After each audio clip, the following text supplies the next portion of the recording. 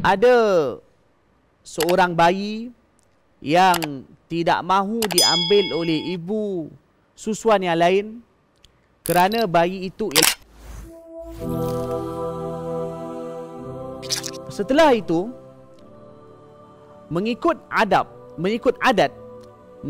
adat tradisi masyarakat Arab jahiliyah, oleh kerana Mekah ialah kota ataupun bandar yang agak sibuk, maka apabila ada mana-mana bayi yang dilahirkan di Mekah, maka akan dihantar bayi itu untuk disusukan oleh wanita daripada kawasan pedalaman atau juga disebut sebagai kawasan Badui yang di dalam bahasa Arab disebut dengan nama Al-Badawah, iaitu kawasan yang jauh daripada kesibukan kota, maka disebut dengan nama Al-Badawah atau Badui. Jadi apabila baginda SAW lahir, baginda SAW telah ditawarkan untuk disusukan oleh ibu susu dari luar kota Mekah. Maka datanglah Halimah As-Sa'diyah radhiyallahu anha. Beliau datang daripada perkampungan kabilah Bani Sa'ad yang tidak jauh daripada kota Taif. Sekitar jaraknya dari kota Mekah lebih kurang 100 km. Halimah As-Sa'diyah radhiyallahu anha telah datang bersama suaminya Al-Harith daripada kampung mereka, datang ke kota Mekah untuk mengambil anak susuan. Dan sesampainya mereka di kota Mekah, mereka telah melihat ada seorang bayi yang tidak mahu diambil oleh ibu susuan yang lain kerana bayi itu ialah anak yatim. Oleh kerana itu, baginda SAW telah diambil oleh Halimah As-Sa'diyah radhiyallahu anha.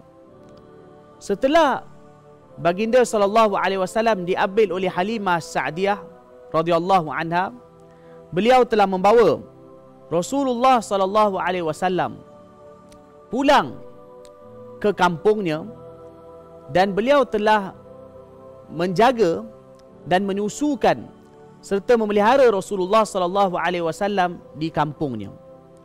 Beliau telah melihat selama baginda SAW berada di kampungnya dan di rumahnya, beliau telah melihat begitu banyak keberkatan yang dizahirkan oleh Allah Subhanahu wa taala di dalam keluarganya, bahkan juga pada binatang peliharaannya juga diberikan keberkatan yang luar biasa oleh Allah Subhanahu wa taala.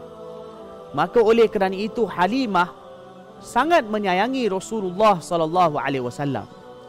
Beliau terus memelihara baginda Rasulullah sallallahu alaihi wasallam selama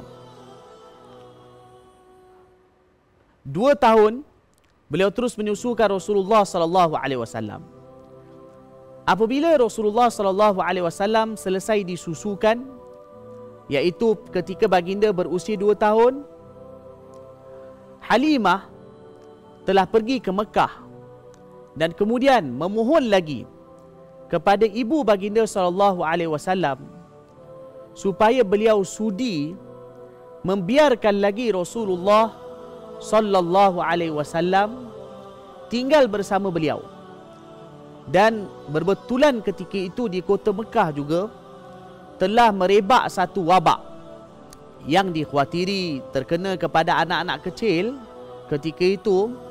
Maka ibu Rasulullah sallallahu alaihi wasallam Aminah bersetuju supaya bayinya yang dikasihi ini terus tinggal bersama dengan ibu susunya Halimah di perkampungan Bani Sa'ad. Maka Halimah begitu gembira dengan persetujuan daripada ibu baginda sallallahu alaihi wasallam. Maka Rasulullah sallallahu alaihi wasallam pun terus tinggal bersama dengan Halimah di perkampungan Bani Sa'ad selama 2 tahun lagi, iaitu sehingga usia baginda sallallahu alaihi wasallam 4 tahun. Dan ketika itu juga Halimah mempunyai anak-anak kecil yang lain. Jadi ketika kecil baginda sallallahu alaihi wasallam, baginda sallallahu alaihi wasallam telah bermain dengan anak-anak Halimah di perkampungan Bani Sa'ad. Baginda sallallahu alaihi wasallam tinggal bersama Halimah selama lebih kurang 4 tahun. 2 tahun tempoh susuan, kemudian terus tinggal lagi bersama Halimah sehingga usia baginda sallallahu alaihi wasallam 4 tahun.